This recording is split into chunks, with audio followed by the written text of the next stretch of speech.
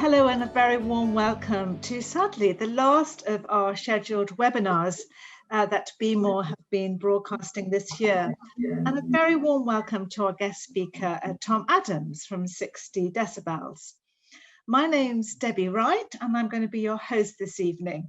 And I feel very honoured, if not a little daunted, to be sitting in the shoes of Nicolette, and I'm going to be chairing this evening. Nicolette, sadly, has now left BeMORE. She was the CEO for 6 years, and she was hoping to be here for this very last one, but due to COVID, her plans rapidly changed. And we're delighted to announce that she has started her training with the Church of England to train to be a curate. So that happened very quickly, so she had to leave suddenly. So you have got me second best sitting in her shoes. I'm one of BeMORE's trustees. My background is in TV, creating content, and I now work for a very similar charity called Stewardship, looking after the comms and the content. That's the Christian giving charity that's based in Moorgate. And I'm sure I'm going to have my eyes and ears opened this evening as Tom steps us through about measuring impact, and that's whether you either work for a charity or if you donate for a charity. So just a little bit about Tom. Tom Adams is the co-founder of 60 Decibels, heading its product, innovation and sales. And Tom, you've certainly packed a lot in. You've held various leadership roles across the public, private and not-for-profit sectors. Immediately before 60 Decibels, Tom was the chief impact officer at Acumen, and prior to that worked in Ethiopia and Nigeria for the Department for International Development. Tom's also worked as a diplomat for the Foreign Office, an economic advisor for the Office of the Deputy Prime Minister, and he began his career pricing equity derivatives at Credit Suisse. We're delighted to have you, Tom, come and join and speak to the BeMORE community about measuring impact and looking at some of the pitfalls and the red herrings that people can fall into. And I know we've talked a little bit earlier that I sort of see measuring impact as maybe something that I don't find delight in and maybe a bit burdened, but Tom is going to change all that around for us this evening and tell us why it's important and why we should be delighted about measuring impact. So Tom, you've got about 20 minutes. We're going to be delighted to hear from you, and we've got plenty of time afterwards for a Q&A session. So do put your questions into the chat and we'll hopefully have a really fruitful discussion as well. So welcome, Tom. Thank you very much, Debbie, and for BeMORE for having me and inviting me. Impact measurement is an increasingly hot topic, and I think kind of splits people into two camps, those that get really excited about it and those that, as Debbie described, kind of feel like it's daunting or burdensome or not for them and something they have to do, but kind of reluctantly for funders or for someone else. And I think with a bit of repositioning, you know, we can all, no matter our level of skills or knowledge about this, do some simple things that can start us on a journey of impact measurement. You know, in 20 minutes, there's so much, there's such a big topic that, you know, I won't even begin to cover all of it, but hopefully can leave you with feeling a little bit more enthused about it. Maybe a bit more wary about some of the things that suck up a lot of our time around impact measurement, and then also leave you with some really simple 1, 2, 3 thing that you can all try and do. And I promise if you do, you will collect some really useful data, open your eyes up to why impact measurement is so useful, and hopefully have, you know, an enjoyable experience in doing so. So Debbie already said a bit about me, so I can skip through this slide. So 60 Decibels as an organisation, just to position who we are. We're a global impact measurement company working with close to 500 different social change organisations, big and small, from charities and small not-for-profits to large international INGOs and corporates, and a lot of impact investors and folks like the World Bank and DFID and CDC. We have a sort of North Star of what we do, which is to listen to people whose voices otherwise aren't included. We think that often impact measurement doesn't allow the beneficiary to explain their lived experience and to describe what things are material to them. And a lot of the tools, and I'll come onto it, can sometimes, even with the best intentions, mean that the people whose lives are not impacted by our work are inadvertently given less of a platform to describe what changes in their lives than they ought to be. We do an awful lot of measurement. We measure a lot of things, and we do that all around the world with a network of close to 750 research assistants working in 50+ countries who are undertaking qualitative and quantitative impact surveys over the phone. The phone is just an amazing tool that's allowed us to do surveys where we previously had to travel to places to do it, and you can get great data through what is the backbone of social research, the survey. And the thing that we do that kind of stands us out slightly compared to peers is that we're really focused on the data should be as valuable as possible. And the lesson we've learned over and over again is that sometimes impact measurement can feel a bit esoteric, and even when it's done really well, someone gets a metric for some indicator has changed, something has changed by 30% or 40%, etc. And it can become a bit like, well, I don't know what to do with that. I often compare our work to financial accounting, and we're so used to understanding the metric of money and what it's valued at. Whereas a lot of the value of impact measurement, we do it really well, and we get a metric. We don't know how to value that. Is that good, bad, or ugly? And so all we do is we slap it on an infographic, and we say, look, here it is. This is this number. And what we've learned is that if we can actually ask the same questions in the same way, based on what people say is important to them, then we can start to collect data that can be compared across organizations. And that radically transforms how people respond to impact measurement. They say, oh, I'm in the top 10% of organizations. I'm somewhere in the middle. I'm right down towards the bottom. What can I do about it? And so benchmarking impact performance, which I think will become the norm over the coming years, radically changes what people think about it. But that can be, that can be sometimes feel quite far away. So just to bring back to things that are really the essence of what we do. So I'm going to cover 3 things today. The essence of impact measurement. I hope to say a few things about impact measurement that might surprise folks and get you thinking about it in slightly different ways. Some ideas about how to begin, and then 3 really simple steps that you can take to start your journey on impact measurement, and including my favorite question that I think everyone should be asking people that they work are trying to serve through the work that they do. And I should say, if folks have questions, I think we're taking it at the end, but if anyone's dying to ask something as we go, please interrupt and ask away, and we'll pick up the rest of the slides afterwards. So the essence of impact measurement, first part of this, I think one of the things that we need to remember is whose impact is it? Who is impact for?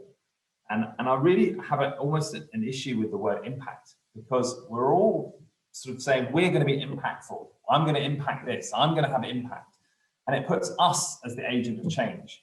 Even though I've been a head of impact for close to 10 odd years, running an impact measurement company, I really don't like the word impact, because we have to remember that it isn't for this top group at the top, our funders or investors, nor the organization that we work with, staff. It's not their impact. It's the people at the bottom whose lives are or are not changed through our work. They are the owners of impact in the same way that a shareholder is the owner of a company. And so if we think about it as ourselves and put ourselves, I want to have an impact, what is my impact? We often forget that it's actually about someone else altogether. It's about those people whose lives are not changing. So I like actually the phrase social value. I think it's a corollary to financial value, and it reminds us that it isn't about ourselves. Secondly, there's a lot of impact measurements starts from a really good place. Like, again, a lot of this is good, what good intentions around this. My impact, I need to prove my impact, and therefore we focus on this this I need to show that I'm impactful, and then I'll get on with whatever else I'm doing. And actually, the best thing, the core of impact measurement is around improving our work. And actually, if we improve our work, the proof comes out from it. And improving our work starts to put us in a different mindset. It says we need to measure all the time. We need to focus on, it's an iterative activity. It's an activity that we measure at the time. We set targets, we see how we've done against things. It's not a one and done activity. And a lot of the time, even the tools that we've kind of got used to suggest that you can prove you're impactful and then you do your day job. And so I think we really need to get into an idea that we focus on, this is an activity that isn't a friend of mine who's a great teacher about impact measurement at Oxford Uni, he describes, this isn't the work you do after the work you do. This is the work you do. And if it's not part of your mentality of improvement all the time, then it's always going to be an after affair, something you'll just push that down the line. And so the last thing I'd say about it is, this probably dates me as well, is I like to quote Harry Connick Jr., the jazz singer, about this work. He has a song called The Recipe for Making Love. And in that, there's a line that says, if you made it right, you'll know it. It's not like anything you've made before, but if you made it wrong, you'll know it, because it won't keep you coming back for more. And impact measurement should feel like that. It should feel like if you've done it and it hasn't made you inquire, if it hasn't made you think, gosh, that was interesting. What else can I learn? How can I improve? What should I be changing? You haven't done it right. And when it's done right, you will have a whole load of questions and you will want to seek more information around what you're doing. So that's all well and good about thinking about what this is. How do you start? It's quite daunting. There's so much written about it right now. It can seem like it's you require a PhD in research methods to do this, and that's not the case. First thing I'd say is there's a lot of tools out there, and I treat a lot of them as frenemies. So the classic of this is the theory of change. I think I both like theories of change and think people should essentially do them. And I also think that they create an awful lot of angst over something that's a very simple activity. And then also people get into this thing, they do a theory of change and they behave as if that theory will therefore, because they've written it in a flowchart, will therefore occur. I like to think of them actually as hypotheses of change. Like I think this will happen, and that also puts us in a mindset that requires us to understand them. So, if you do write a theory of change or an impact plan, it's good that you have one. Think about the ways in which impact will happen. Investigate, look at established research that might suggest that outputs, things that you provide will turn, in this instance, books to kids reading books will turn into outcomes that you've got a greater number of people staying in schools. But just because there's a piece of research out there that says that happens doesn't mean it's necessarily the case that will happen for your organization. And you shouldn't switch off that mindset of inquiry, which is at the root of impact measurement. I'd say, and there are other tools out there, so many, and there are metric lists, and I can talk about, people have probably encountered ones, and I probably have worked with most of them. I can answer questions about them. One I really do like, though, is the Impact Management Project. That's a reasonably new initiative, which came out of impact investing, actually, and led by a brilliant woman called Clara Barbie, and she's got a fabulous team. And she has tried very, very hard to try and reduce the number of different frameworks that are out there in the impact measurement space, and it's been hugely successful. And so I think that this is a great place. It's full of resources around how to start thinking about impact management, not just measurement. And they have an initial framework, which is a really great checklist of how you should think about impact. I think a lot of people think about it, often rush to how many people have I reached and what changes there been, and not necessarily, well, what impacts have happened, and are those impacts material to the people whose lives are not being affected? Who have I reached? And then get into the idea of how much change there has been. How many people have I reached? How much change has happened per person? And then start the slightly more technical things around contribution. Did I create that? Can I attribute the change to myself? And are there any risks that this impact doesn't continue? There's really great resources on the impactmanagementproject.org, and this is a nice framework to make you think through, have I thought about impact holistically in terms of all the different dimensions of impact that I may or may not be creating. And then lastly about things, that the question I get asked a lot is, surely there's so much research out there, and I don't need to necessarily do more research for my organization. Should I actually be doing some surveys to understand more about it? And surveys can be really simple to understand about my impact. And most of the time, the answer should be yes. There are a few instances where you can reliably know that if you've changed an output, something has happened, that a positive social outcome has happened as a result of that. There are outcomes, particularly in the environmental space, the natural world, where if you reduce the number of trees being cut down, you can be pretty sure that will turn into carbon dioxide reductions anywhere in the world. But most social issues are really context specific. And so if you're involved in working with people, and people should have a view about the impact that you're creating, then you almost inevitably need to speak to them. You need to speak to them to find out whether what you think is important is as important to them, and whether or not changes that you might have expected to see based on a third-party piece of research that gave you the idea in the first place, or gives you confidence that impact should happen, actually does.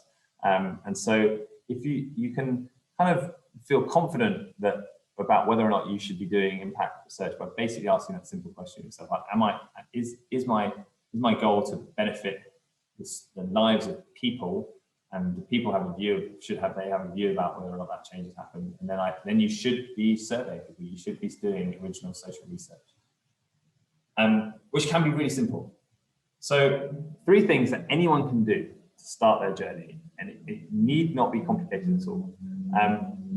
Everyone should ask their beneficiaries, their customers, their employees, any stakeholder that might experience change, this question: has the quality of your life changed because of your organization, your product or service? And give these people, give all the respondents to this question these 5 options, which gives you a broad brush sense of whether things have improved. Now, there's social desirability, but will potentially creep into this question, etc. That's why benchmarks are so important. And you may get more people saying that their lives have improved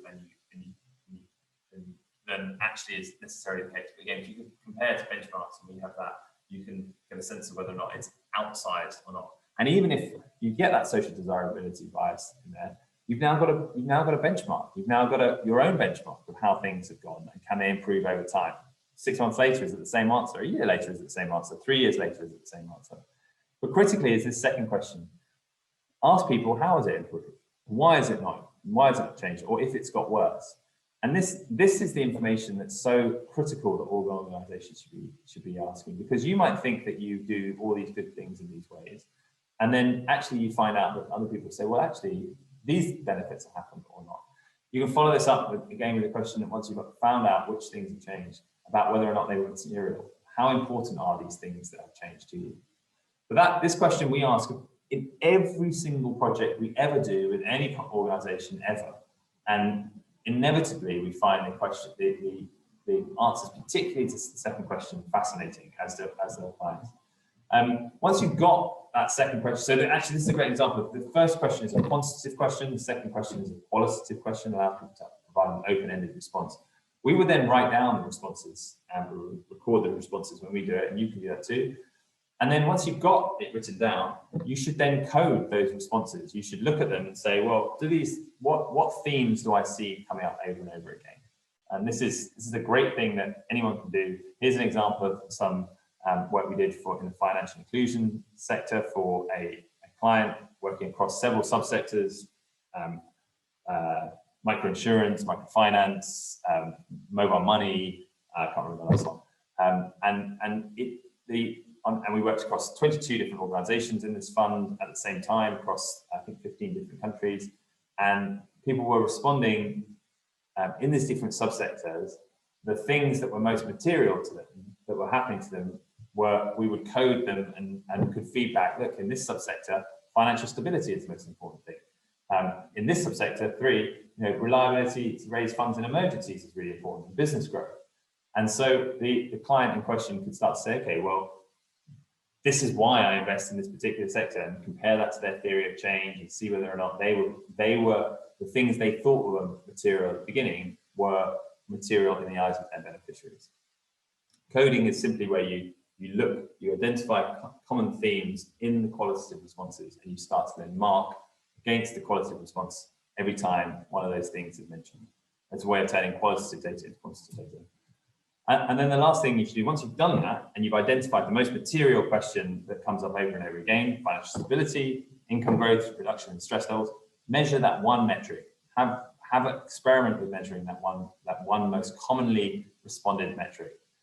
Here's an example of when we were asking farmers to describe whether or not their incomes have gone up as a result of using a product or service for smallholder farmers. And you can do it simply as this. You can ask people to describe how their incomes have changed, put it into different buckets, and we track the difference between men and women for this particular client. But you can, once you've decided what one metric you might start tracking, you can probably find online a really good question for it, or there might be one in a metric taxonomy list like the OECD have them, or IRIS, the Global Impact Investing Network have lists of metric. But then just start to track that most material metric, and then you'll start to be able to demonstrate not only to your funders that you've taken seriously what your beneficiaries say is important to them, and you've started to track something, but you'll also start to see whether or not you're performing, whether you can start to set targets for yourself and start to go back to that really critical part of this, which is improving over time. That's it. That was what I was going to share on some of the things around impact measurement. They're the most important things I've learned over doing this for the last almost decade now. Delighted to have any questions. Thanks, Tom. I mean, we were talking about it earlier, and we were talking about, one of the things that is sometimes difficult to know is actually what to measure, because you may, as your organization or your charity, think this is what we should be measuring. So how do you know what you should be measuring? I mean, you've obviously got those things about improvement of life or quality. I mean, they're kind of, that's very kind of big picture. But how do you know what you should be measuring? You may think as an organization, this is what we should be measuring, but that may just be a red herring. Thanks, Debbie. I mean, that goes to the point of asking people what they think is changing their lives. And I think that's just the most important thing, because when we decide what things to measure, when we have our theory of change or whatever else, we have decided what is material. We have decided what things should happen in people's lives. And if we don't then ask people who we're trying to serve what their view is, we've silenced the stakeholder who is ultimately we should be accountable to. So you should, that question that I shared is really powerful for that, is to say, to frame, the reason we ask it in that qualitative way, sometimes when you ask someone, well, what's changed in your life? It's quite a difficult thing to suddenly start to describe things. People can be a bit tongue-tied around it. But it's just a sort of cognitive trick to ask people to give some weighting to what's happened. Has it got very much better, a little bit better, it's about the same, and then ask someone, and you find that they really open up and can start describing what things have or haven't happened, and then write those things down, look through all these long lists of this question, start to mark off what the patterns that you see in all that qualitative data, and you'll see this thing comes up over and over again. And it's not necessary that you should then say, well, I'm going to ignore the things I thought. And so often we work with clients and they say, well, I work in financial inclusion, off-grid energy. These things are the most important things. This is what my theory of change that I put together. And when we listen to their clients, it won't be that they've got them completely wrong, but and it's some left field thing that they've never thought of. But the onus and the relative importance of the things that they thought were happening may have changed. And that might change all sorts of things. That might change what things you then track in terms of your goals. It might change how the distribution networks you're using to try and get your product or service or your not-for-profit service to the people you're trying to serve. It could even change how you think about your product in the first place, the design of it. Do you have any stories you must have after having spent your kind of career in this field of where an organization have, been really surprised by doing some impact research? Yeah, I mean, we have a lot of stories where whether sectors or individual investors or not for profit. So, I mean, one of the things that we've done a lot of work in the offshore energy sector, in the global south in particular, and that sector used to lead all the time with this idea that getting lighting to people was all about the pictures of people studying at night, and it was all about kids improving, being able to do productive things in the evening. And we've listened to dozens of thousands of people in offshore energy, and rarely does the idea of education return, where instead ideas around personal security and personal safety are really, really important. Particularly men talk quite a lot about security of their assets, and women talk about personal safety. And we've shifted people to start thinking, actually, this is a much more important impact as a result of off-grid lighting, where there isn't necessarily lighting, than kids' education. You get great education. If you're going to try and influence education, you have to work with schools and work with the education providers themselves. But if you want to reduce perceptions of safety, if you want to, and that will be linked to actual incidences of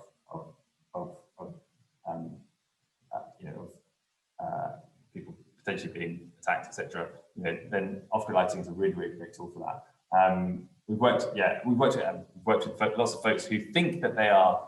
Another really important thing in impact management dimension is the who of impact. Are you serving the people you say you are? And I think it's very easy to assume that you are. I'm working here.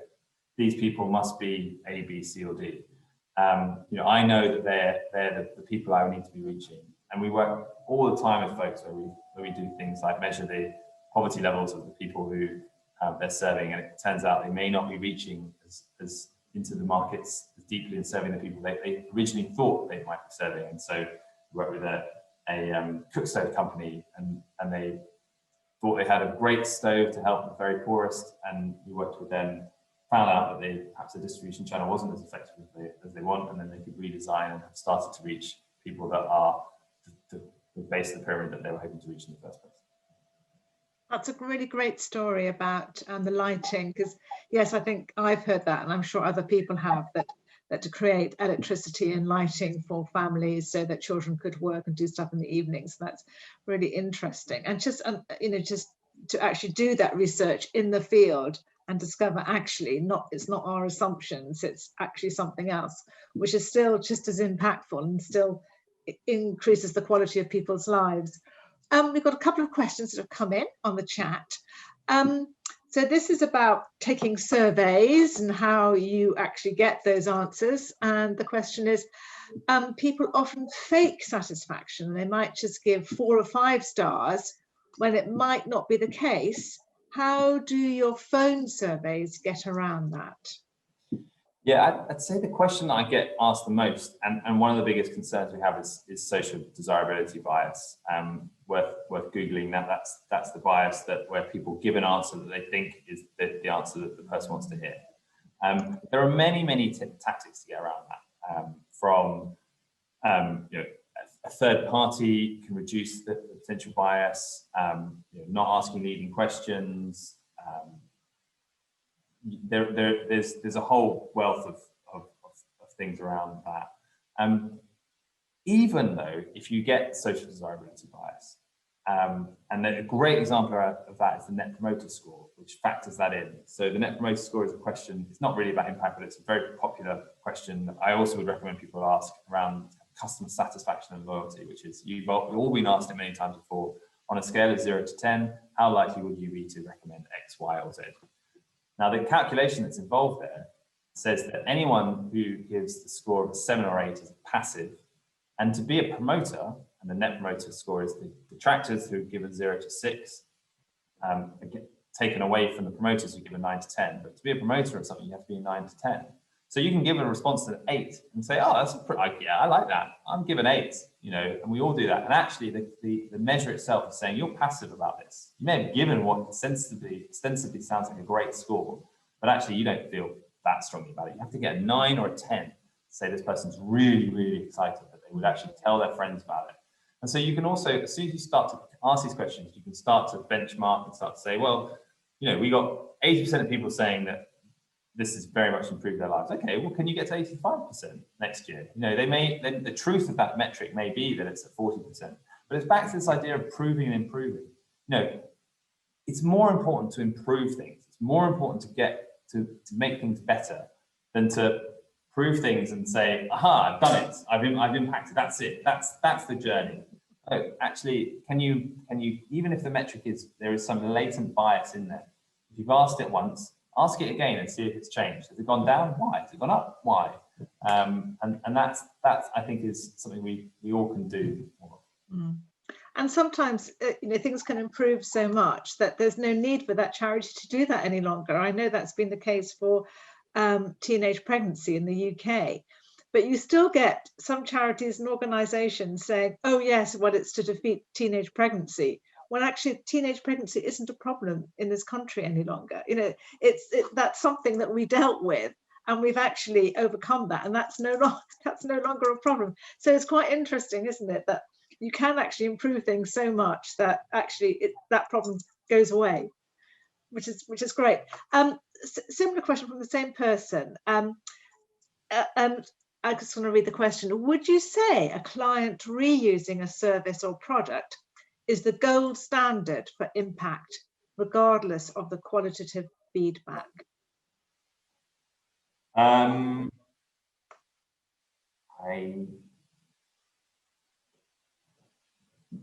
Maybe. I wouldn't say it's gold standard. Actually, that phrase is something that's thrown around quite a lot of our impact measurement, and like the gold standards to RCTs, etc.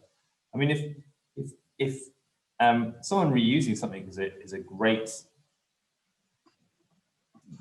first assessment of whether something's valued by someone, but we may reuse something in the absence of being able to have a better alternative, and we may reuse something and over time impacts change and get reduced. I mean, another good example of good lighting is you may start to use something, get more of it, and then you become accustomed to it, and it's not so impactful for you. When I switch on a light in my office, I don't have any of the impacts I described earlier from it. So I'd say, yeah, someone wanting to reuse something is great, but it's not, and fantastic, something to definitely track, but I think it's not quite as simple as it just being the only thing we should think about. Well, the questions are pouring in. This is one which I know very little about, so I'm just going to read the question. So I'm just going to move my marker down. Yes, so do you have any tips on how you make impact measurement less donor-led and yet still meet the donor expectations reporting requirements? So this is a fantastic question, and I appreciate that a lot of people feel kind of bound by the donor and that kind of downward accountability. I've given you money, you must report this to me, and this is my framework. And some donors will enforce that more strictly. I think that it doesn't always work, but where clients of ours have been able to use the data we provided, and it works. Actually, it works so often. It works. Yeah, where they have used the data we provided to say, well, look, donor X, you may think these things are important, but we've interviewed a statistically significant number of our clients. And it's great when a third party like we can do it for someone, it lends more legitimacy. But even if you do it for yourself, we've done this, and they have reported that these things are most material. It does stop people in their tracks a little bit. It's very hard to say to someone, well, I know better. This is more important. You should still collect this stuff for me.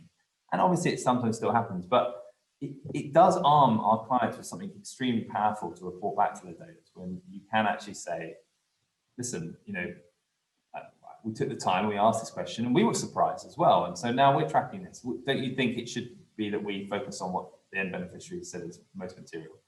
And it takes an awfully bureaucratic or insistent donor to ignore that. And then you maybe have some compromise and say, well, okay, we'll still collect these things because they standardize and fit in your framework, but we're also going to collect these things. And over time, people will start to to get there. I mean, one of the things that we do is often work with clients where they will say to us, here is our theory of change, here are the metrics we want you to collect for us as a service provider. And we say that that's really, obviously you're the client and we'll collect what you want to collect, but we've spoken to these dozens of thousands of people in your sector, and most of the time the thing they say is most material is this. And so often people will say, okay, all right, actually let's collect what's material to beneficiaries. So you're having to educate all the way through, right from the donor to the people that you're serving in the community. You've got quite a job. Yeah.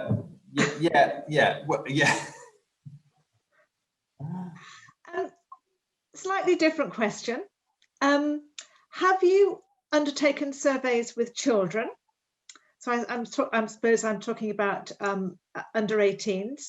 And if yes, how well were you able to carry out an impact survey about children and youth service? We don't do it that often, but we have, and you have to get permission typically to talk to a child from a parent. That can have, you have to be much more clear on your safeguarding protocols, etc. I mean, I just think you just have to take an awful lot of care there.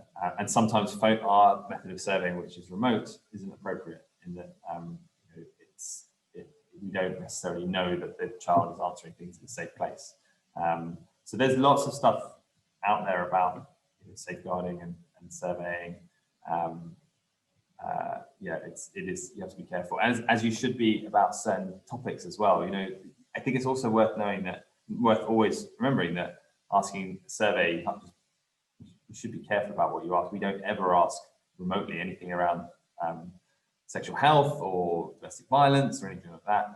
You wouldn't know that someone was in a safe place to answer that question. So, but there's tons of stuff out So there. as you say, you do it, but it obviously takes longer, and you need more resources to be able to do it well.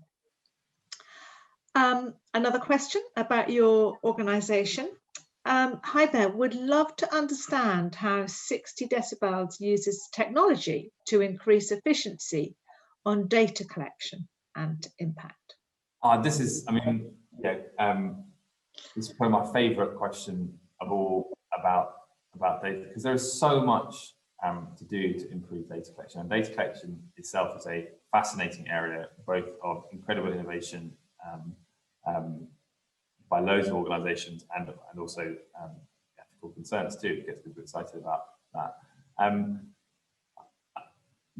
We use all kinds of internal tools. I mean, we built a customized technology stack to store data.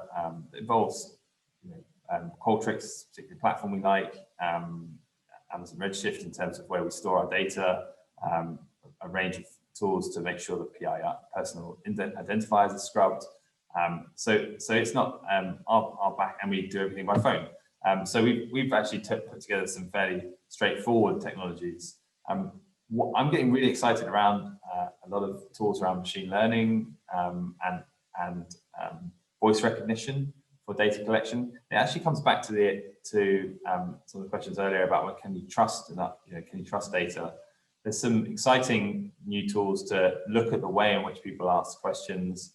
Can get a little creepy in terms of the tone of people's voices, and even the video surveys, the expressions people make, to look at whether or not the things that they say are actually given away by the tone of their voice. That was an absolutely fantastic service you provided. It's very different to, it's an absolutely amazing service you provided. And so when we write those two things down, it's exactly the same in text, but we're going to start exploring some ways in which we can record and look at sentiment analysis, and also machine learning of the coding that we do. We now have this big automated data set. We can now we've done some early trials, and they've been pretty effective in terms of efficacy of an algorithm looking at the coded data rather than our researchers annotating things. That will make our data more efficient. But there's going to be loads of ways in which we can reduce biases through technology. Although the number of times I hear about blockchain and for impact measurement, it's just a problem, a solution looking for a problem for us right now. So there are also technology and sensors and things. We tried things around that. there's more simpler technologies that can be useful for data collection. That if anyone else has any more questions, please please send them in the chat. We've got probably a few more minutes. I mean, Tom, you're obviously absolutely passionate about this subject. You stayed late in the office to chat to us this evening. What is it that really kind of gets you out of bed in the morning? What is it that you obviously are passionate about it, and you're obviously an expert in the field. Why? Yeah, what is it that gets you out of bed in the morning? Thanks, David. Because this is about power, ultimately. It's about people having a voice when they don't otherwise. Impact measurement, so often boiled down to metrics and frameworks, and it's not about that. It's about whether or not people are going to embrace accountability for the things they say they're going to do, and whether you're going to give power to people in this process. So great impact measurement empowers people, and it empowers the people whose lives do or do not affect. And data by itself it does nothing. Data doesn't save lives, doesn't protect children, doesn't help smallholder farmers grow greater yields, doesn't deliver solar home systems. But if we take data seriously, then and we get good hack data, and it's used by people that are open to being accountable, then it does help people improve the work they do, and it helps us be accountable to the people who we should be accountable to. And over time, when these processes by which we get used to listening to beneficiaries start to surge through our systems, then it's going to flip that dynamic that someone mentioned earlier. It's all about pleasing donors, etc. No, it's going to be about driving accountability to end beneficiaries, and that's going to be really, really exciting. So yeah, I think that's what motivates me. Brilliant. Tom, it's been an absolute pleasure. I've learned something more to take it. It's not your job's done and now you have to do the impact. It's all part of the process, which I think is kind of a lesson that I needed to learn probably. Thank you so much. We are really grateful for you to come and speak to us this evening. Thank you. And thank you for everyone for joining. Thanks all.